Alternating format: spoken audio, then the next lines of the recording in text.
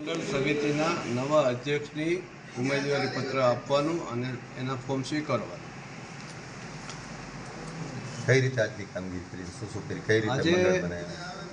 ભારતીય જનતા પાર્ટીએ ઉમેદવારી ફોર્મ જે પ્રદેશ તરફથી આપવામાં આવ્યા છે એ પ્રમાણે એમની લાયકાતો નક્કી કરી છે અને એ લાયકાતોના આધારે જે એમાં માંગણી કરી છે પક્ષે ફોર્મમાં એ પ્રમાણેની લાયકાતો હશે એમને એનું ફોર્મ માન્ય રહેશે અને લાયકાતો જેમની નહીં હોય એમના ફોર્મ માન્ય નહીં રહે. દાખલા તરીકે ક્રાઇટેરિયા ઉંમરનો, તો કોઈ કાર્યકર્તાને ઉંમર વધારે હશે તો એ એરિયામાંથી નીકળી જશે આપો, જે હશે એને માન્ય રહેશે.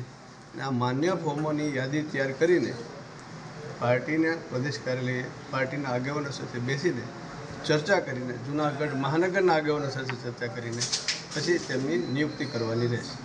આજે કેટલા ફોર્મ આવ્યા? આજે કુલ 53 ફોર્મ તો ગયા છે અત્યાર સુધીમાં. યુવાનોને પ્રાધાન્ય આપવામાં આવશે. યુવાનોને જ પ્રાધાન્ય આવનાર આપવામાં આવશે. તમામ પાર્ટીની યોજના છે કે 40 કરતાં ઓછી વયના કાર્યકર્તા કે જેમનું ભવિષ્ય ઉજ્જવળ હોય, જેમને લાંબા સમય સુધી સંગઠનમાં કામ કરવાની ઈચ્છા હોય એવા કાર્યકર્તાને આ પદ આપવામાં આવશે. મહિલાનો સમાવેશ કરવામાં આવશે. જે કોઈ વોર્ડની અંદર જરૂરિયાત જણાય તો ચૂંટણી અધિકારી તરીકે અમને પણ બાંધછોડ કરવાની તક આપી છે પાર્ટી, એટલે 45 વર્ષ સુધી પણ કરી શકાશે. જો કોઈ વોર્ડની અંદર કાર્યકર્તા સારું કામ કરતો હોય અને એની પાસે સંગઠન શક્તિ હોય તો એનો પાર્ટી ઉપયોગ કરશે. ગુજરાત પ્રદેશ દ્વારા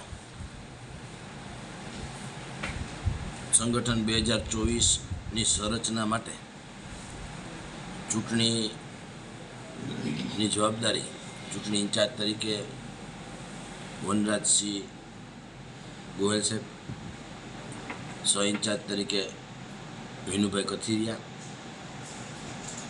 લોકલ સંગઠનમાંથી ચૂંટણીના સહ ઇન્ચાર્જ તરીકે અરવિંદભાઈ ભલાણી અને મોહનભાઈ પરમાર, આ 4 લોકોને સંગઠનની સંરચનાની જવાબદારી ગુજરાત પ્રદેશ દ્વારા આપવામાં આવી છે.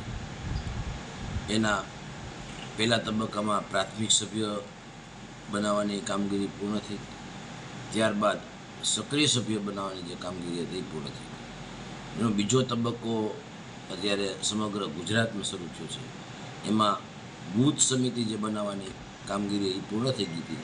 બૂથ સમિતિ બાદ હવે મંડળ સમિતિ માટેની જે કામગીરી ચાલુ હતી એના ભાગ સ્વરૂપે આ 4 ચૂંટણી અધિકારીઓ 2 દિવસ ત્યાં જૂનાગઢમાં સૌ કાર્યકર્તાને મંડળ વાઇઝ ફોર્મ આપી અને જે લોકોને મંડળ પ્રમુખ થવું હોય એના માટેના ફોર્મ આપ્યા છે અને એ ફોર્મ પાછા સ્વીકારવાની કામગીરી ચાલુ છે.